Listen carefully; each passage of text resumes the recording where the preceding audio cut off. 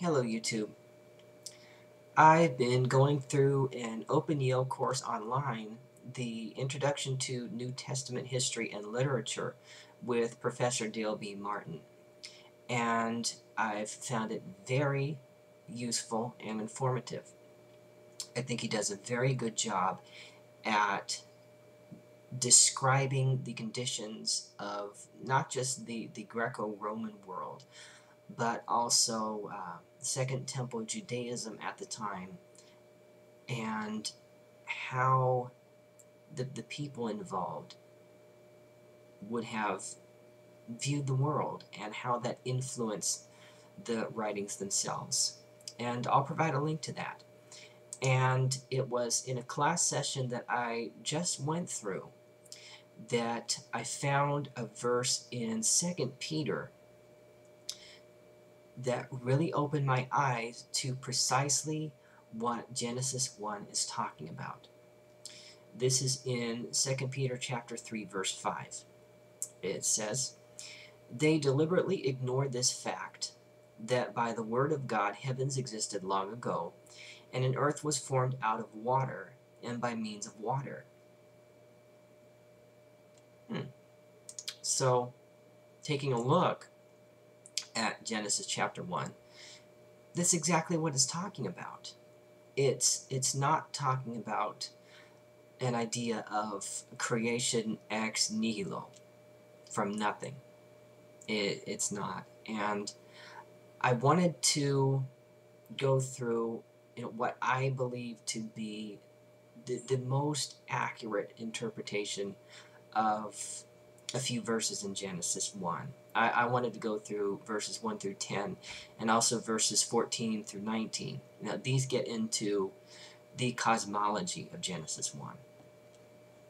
And an important thing about the first verse of Genesis 1 is it's really not describing any events yet. It's kind of an introduction and a synopsis of what's about to happen.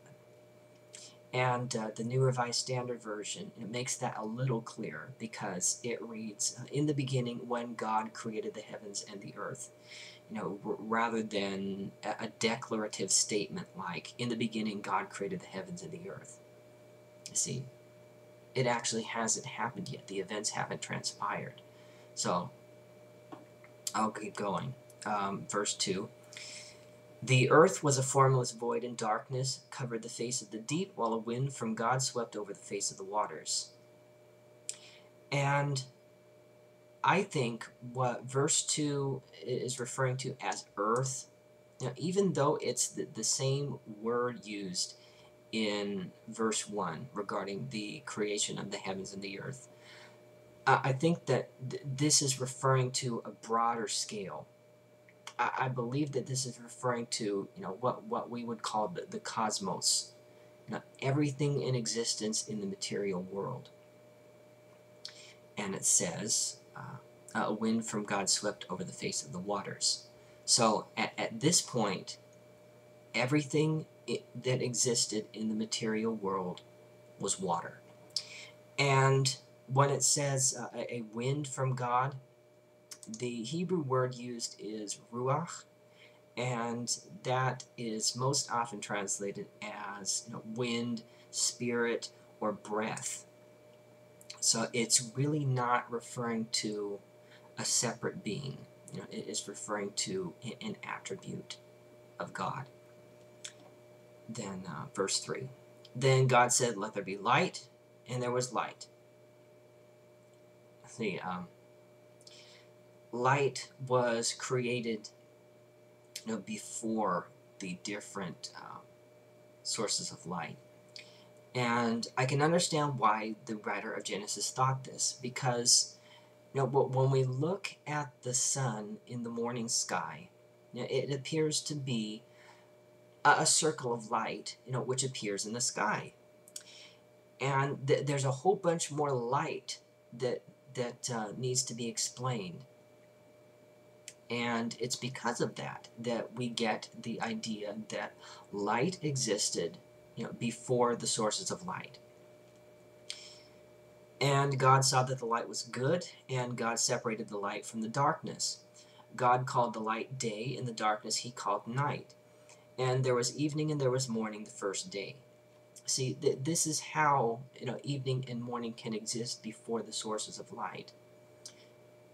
There needed to be an explanation for why we had periods of light and darkness, and the writer of Genesis believed that that was separate from the source of light, the sun. So that's why those things are described as being created, before those sources of light. And God said, "Let there be a dome in the midst of the waters, and let it separate the waters from the waters." Now, the word translated as dome is rakia, which comes from the word raka, which means to beat out or to spread out. So we have the idea that a solid dome is being created. It's being beaten out, basically.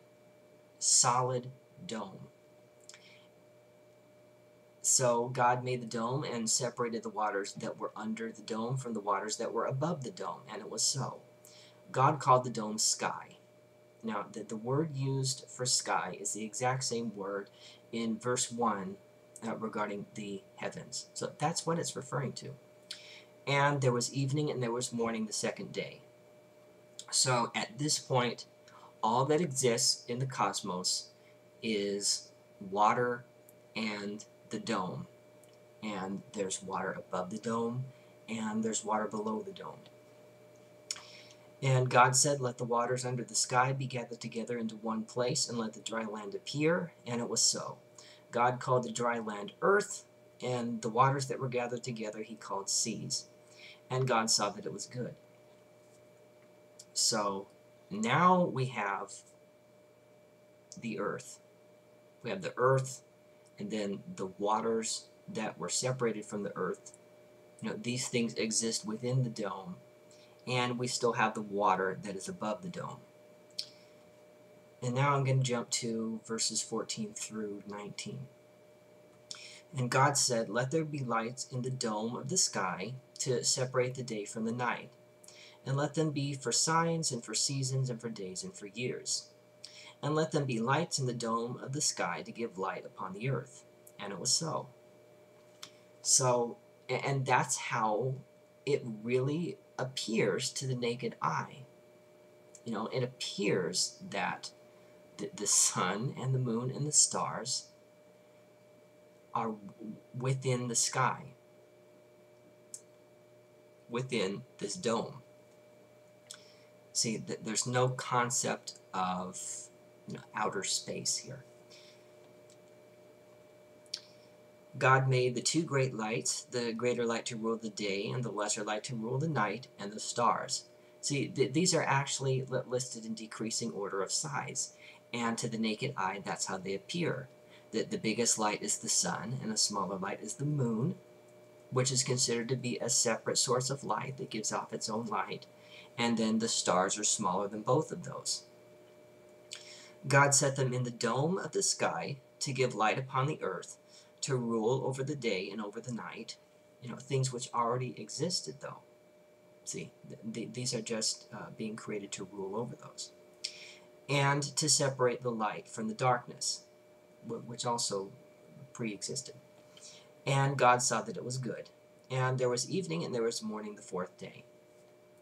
So that's really the cosmology of Genesis 1.